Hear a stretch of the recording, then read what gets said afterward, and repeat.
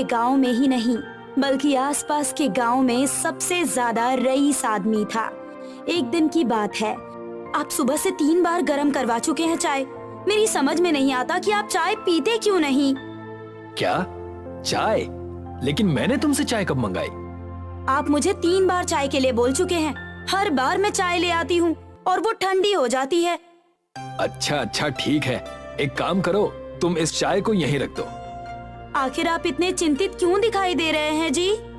तुम नहीं जानती आशा, व्यापार दिन ब दिन मंदा होता चला जा रहा है। मैं अपने मुंशी पंडित जी का ही इंतजार कर रहा हूँ। वो हिसाब का खाता लेकर आते ही होंगे। नंदलाल ने इतना कहा ही था कि तभी नंदलाल का मुंशी खाता लेकर नंदलाल के पास पहुँच गया और नंदलाल को हिसाब किताब बताने लगा।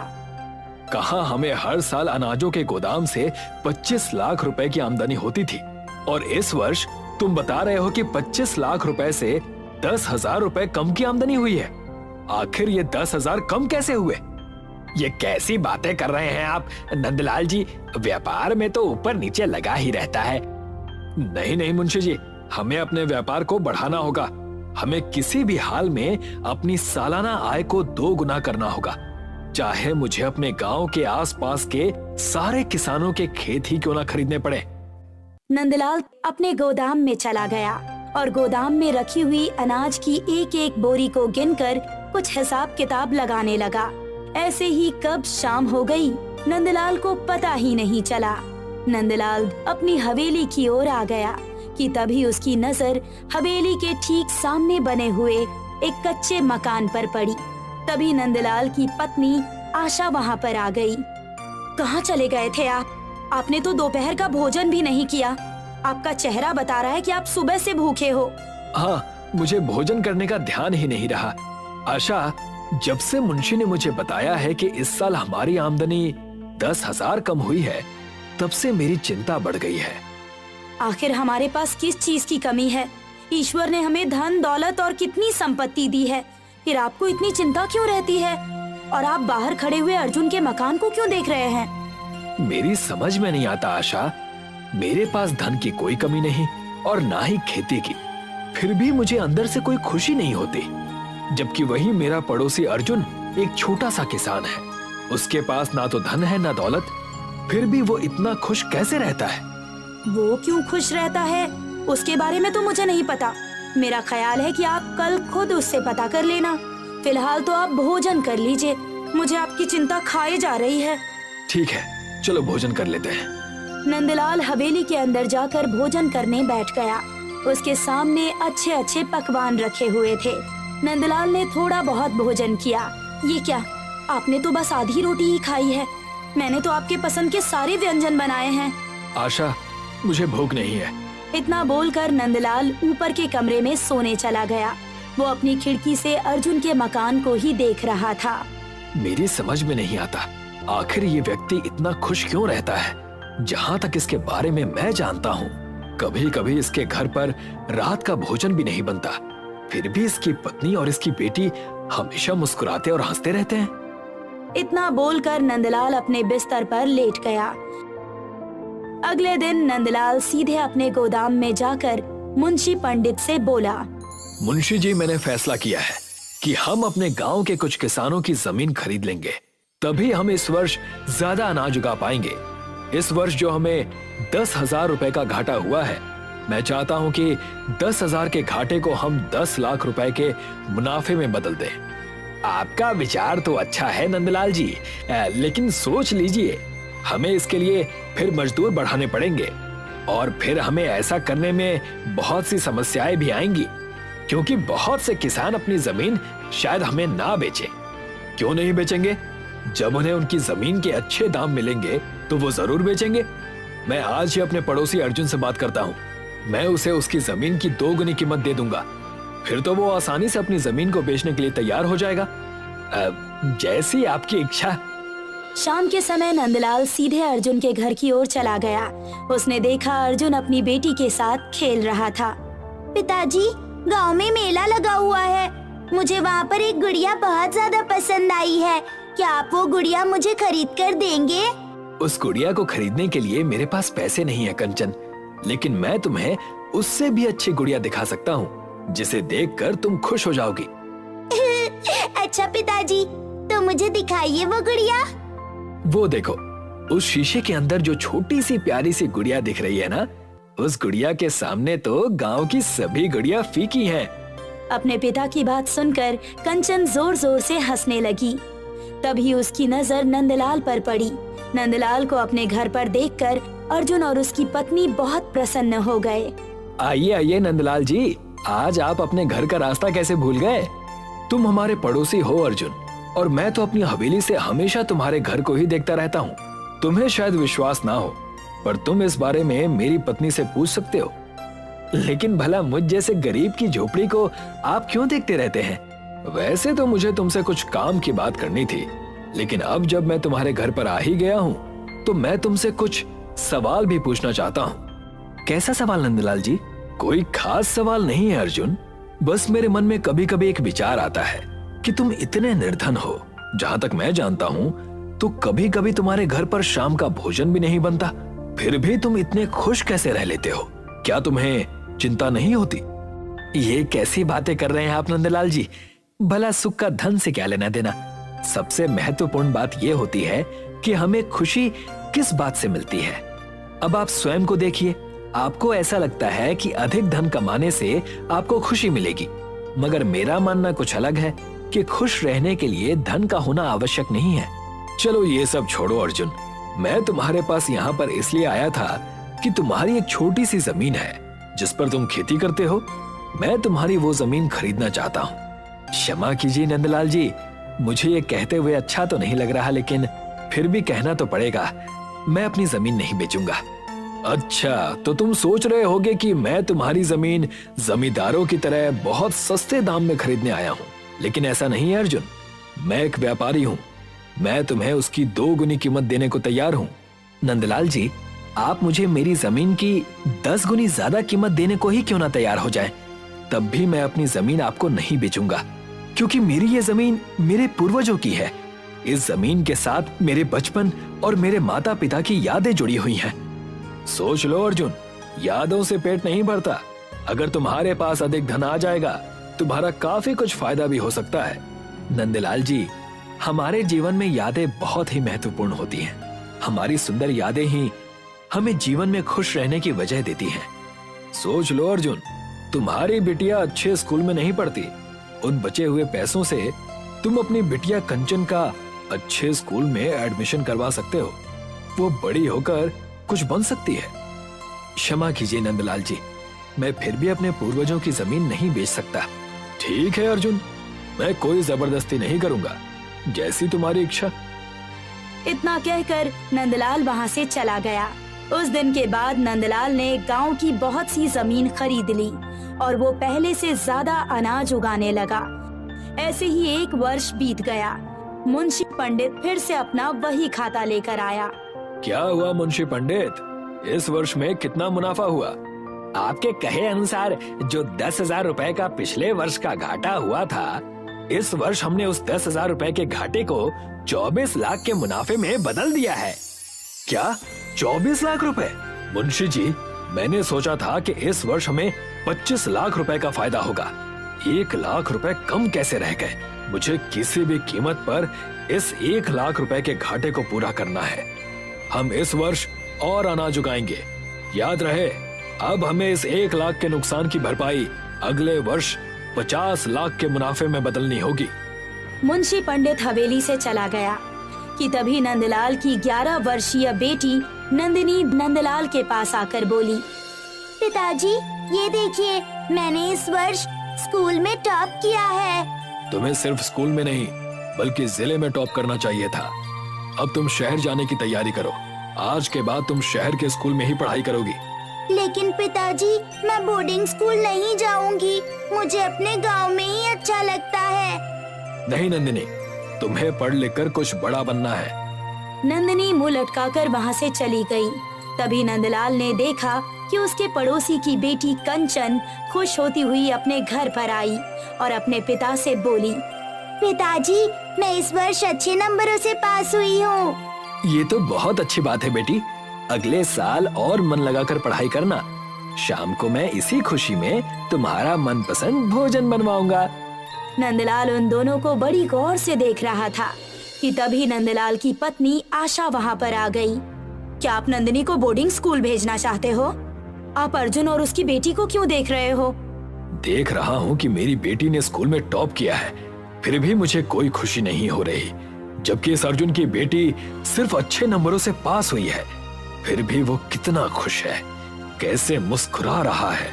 आशा, मुझे याद भी नहीं कि मैं आखिरी बार कब मुस्कुराया था। ऐसे ही 20 वर्ष कब बीत गए पता ही नहीं चला। नंदलाल की बेटी नंदिनी अब बड़ी हो चुकी थी। वो इस गांव की कलेक्टर के लिए चुनी गई थी। तो वहीं दूसरी तरफ अर्जुन की बेटी अपने पिता के साथ उसके खेत में हाथ बटाने लगी। उस दिन नंदलाल पूरे गांव में मिठाई बांट रहा था। वो मिठाई बांटने के लिए अर्जुन के घर पर चला गया। आइए आइए नंदलाल जी, जहाँ तक मुझे याद है तो आप 20 वर्ष पहले यहाँ पर आए थे। मेरी बेटी कलेक्टर बन गई अर्जुन, और मेरी बिटिया मेरे खेत में मेरे साथ हाथ बटाती है। तो क्या तुम खुश हो? ये तो खुशी की ही बात है नंदलाल जी। दूसरों की मदद करने में हमें जो खुशी मिलती है वो किसी धन कमाने में नहीं मिलती। कभी दूसरों की मदद करके देखिएगा नंदलाल जी। तभी अचानक नंदलाल को चक्कर आ गए और वो जमीन पर बेहोश होकर गिर पड़ा। नंदलाल को बेहोश होता देख को अस्पताल लेकर गए। अस्पताल में डॉक्टर नंदलाल को चेक करने लगा। घबराने की कोई बात नहीं है, इनका बीपी हाई हो गया है। आज से इन्हें रोज बीपी की दवाई खानी पड़ेगी और इन्हें भोजन में तली हुई चिकनी वस्तुएं बिल्कुल छोड़नी होगी। नंदलाल को होश आ चुका था। डॉक्टर की बात सुनकर नंदलाल की आंखों में आंसू आ गए। घबराइए मत नंदलाल जी, आप ठीक हो जाएंगे। आज मुझे तुम्हारी बात याद आ गई अर्जुन। मैं समझ गया कि इंसान की खुशी अधिक धन कमाने में नहीं है। अब देखो ना, मेरी बेटी कलेक्टर बन गई है। एक पिता के लिए इससे ज्यादा खुशी की और क्या बात हो सकती है। मगर मैं खुश होने के बजाय उल्टा बेहोश हो गया। अधिक धन कमाने के चक्कर में मैंने अपना पूरा स्वास्थ्य बिगाड़ लिया। आज मेरे पास धन की कोई कमी नहीं है, मगर उसके बावजूद भी अब मुझे हमेशा हाई ब्लड प्रेशर की गोली खानी पड़ेगी और नपातुला भोजन करना पड़ेगा। घबराइए मत नंदलाल जी, ऐसा कुछ नहीं होगा। बस आप ज्यादा धन कमाने की लालसा छोड़ दीजिए और ईश्वर ने आपको जितना दिया है उसमें खुश रहना सीखिए। हमेशा मुस्कुराइए और खुश रहिए। देखिएगा आपकी ब्लड प्रेशर की बीमारी भी ठीक हो जाएगी। अर्जुन की बात नंदलाल के समझ में आ गई। उस दिन के बाद नंदलाल अपने धन कमाने की चिंता को छोड़कर अधिक से अधिक दान करने लगा। अब उसने चिंता करनी छोड़ दी थी। कुछ ही समय के बाद डॉक्टर नंदलाल से बोला, नंदलाल जी, ब्लड प्रेशर में ऐसा बहुत कम होता है कि मरीज बगैर गोली खाए ठीक रहे, लेकिन आप तो पूरी तरह से स्वस्थ हो गए हैं। बहुत बहुत बधाई हो। क्योंकि मैं स्वस्थ रहने का उपाय जान गया हूँ, तब तो आपको मुझे भी इस उपाय को बताना चाहिए ताकि मैं आपके इस उपाय से और लोगों की मदद कर पाऊं। साई इतना दीजिए जामे कुटुंब समाए, मैं भी भूखा ना रहूं, साधु ना भूखा जाए। मैं आपकी बात का मतलब नहीं समझा नंदलाल जी। इसका मतलब ये है डॉक्टर कि ईश्वर बस उतना ही धन दे जितने से मेरा और मेरे परिवार का पेट भर सके, और अगर मेरे घर में कोई अतिथि आए तो वो भी भूखा ना जाए, क्योंकि अधिक धन कमाने की लालसा इंसान को बीमारी और परेशानियों के अलावा और कुछ नहीं देती। आपके इस विचार से तो मैं धन्य हो गया नंदलाल जी। अब से मैं भी ये नियम अपने जीवन में अवश्य लागू करूंगा। आज नंदलाल और अर्जुन दोनों एक साथ बैठकर शाम को गप्पे लड़ाते हैं और अब वो हमेशा खुश रहता है। सुरेश एक मजदूर है और कांताबाई भी घरों में काम करने जाती है।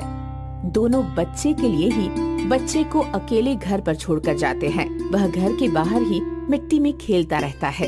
एक दिन अमित को बुखार आ गया। कांताबाई काम पर जाने के लिए निकल रही होती है, लेकिन जैसे ही वह अपने बच्चे अमित को प्यार करने के लिए आगे बढ़ती है तो अमित का बदन जल रहा होता है। अरे, मेरे बेटे को तो बहुत तेज बुखार है। अब मैं काम पर कैसे जाऊं?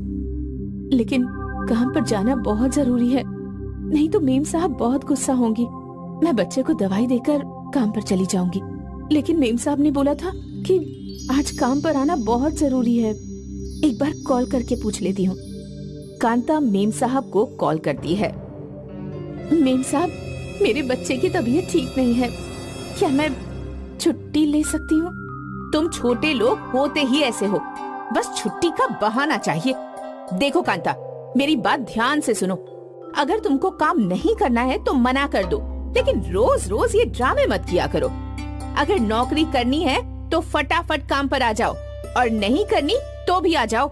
मैं तुम्हें तुम्हारी सैलरी दे देती हूँ। मेम साहब, हमें काम से मत निकालो, मैं अभी आ रही हूँ। कांताबाई बेटे की भूख के लिए ही बेटे को बुखार में तपता हुआ छोड़कर चली जाती है। कांताबाई काम पर जा चुकी है और तब मेम साहब उसके पास आती है।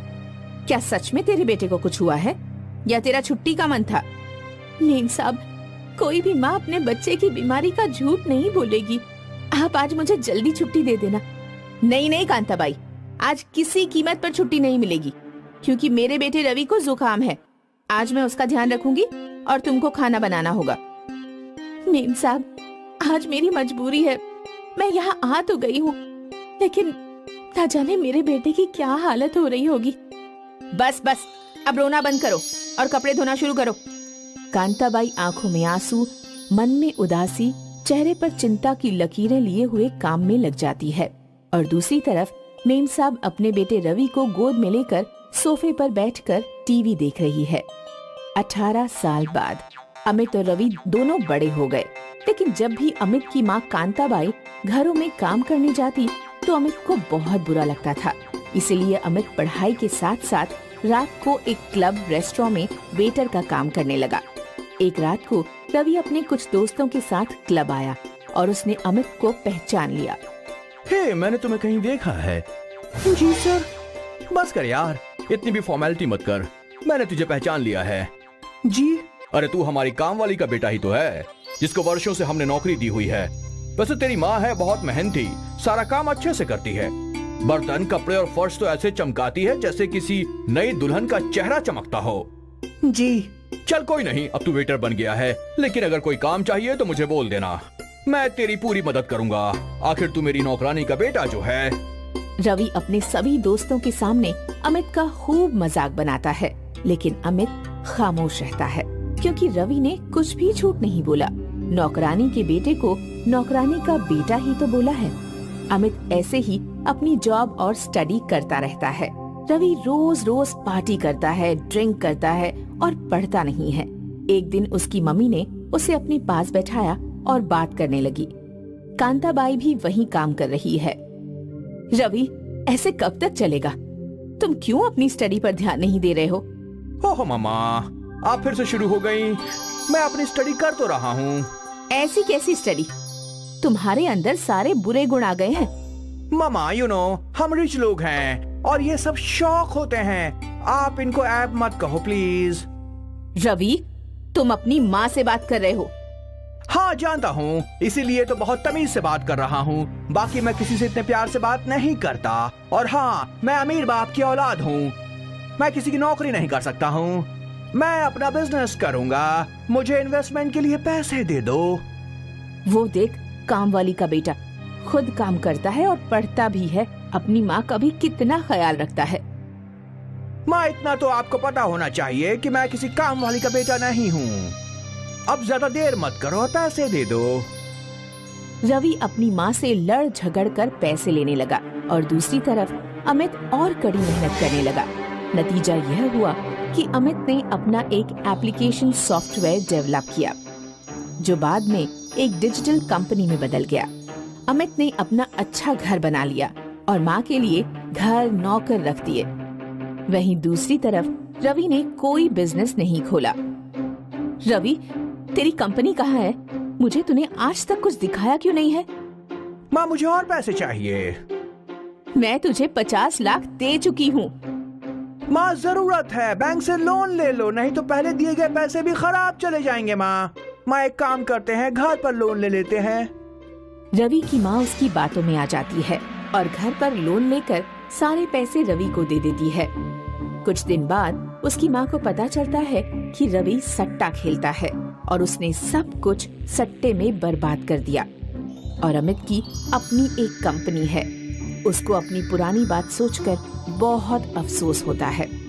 कांताबाई अपने बेटे के साथ रवि के घर आती है। मेम साहब, मैं आपको मिठाई खिलाने आई हूँ कि मेरे बेटे ने मेरे दिन बदल दिए। लेकिन मेम साहब, ये कहना है कि भगवान कभी किसी को घमंड न कराए, क्योंकि दिन हमेशा एक जैसे नहीं रहते हैं।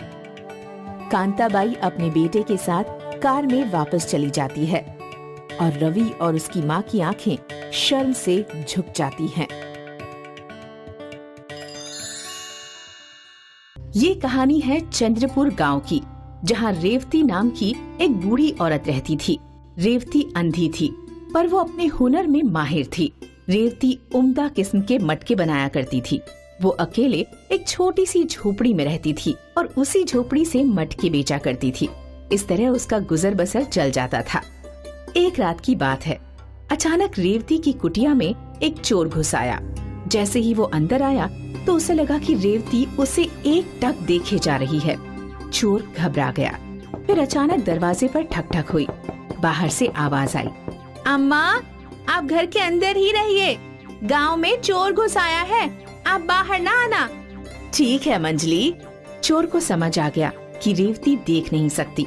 तभी वो दबे पांव खिसकने की कोशिश कर रहा था कि अचानक रेवती बोल पड़ी, बेटा बाहर मत जा, बाहर लोग तुझे ही ढूंढ रहे होंगे। आप तो देख नहीं सकती, तो आपको कैसे पता चला कि मैं आपकी कुटिया में हूँ? जब भगवान कोई एक शक्ति छीन लेता है तो दूसरी शक्ति को ताकत दे देता है। मैं देख नहीं सकती, पर महसूस कर सकती हूँ कि कोई मेरे आसपास ही है। आप शोर मत मचाना, वरना गांव वाले मुझे मार ही डालेंगे।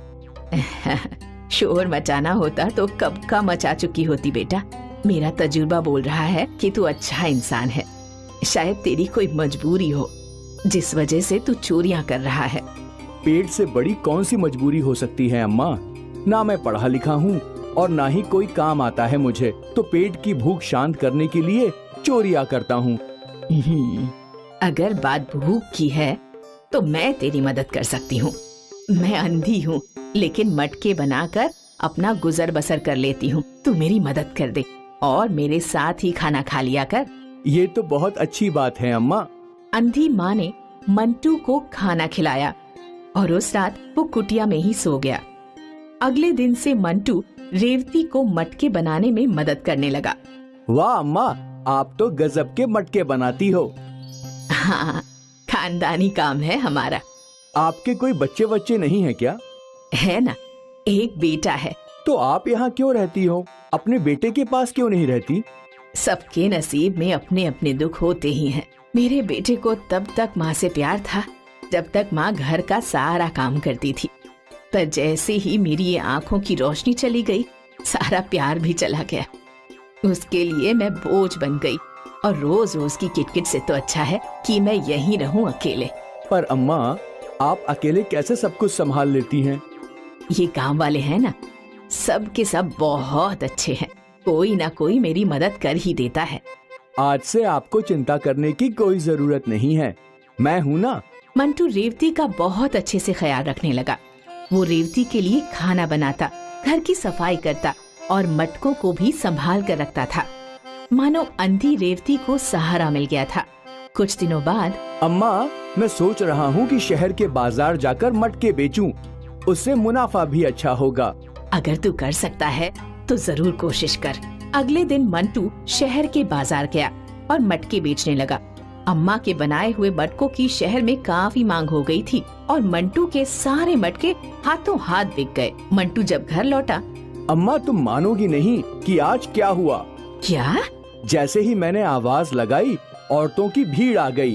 एक एक औरत 2-2, 3-3 मटके खरीद के ले आई। अच्छा हुआ, तू खुश है ना?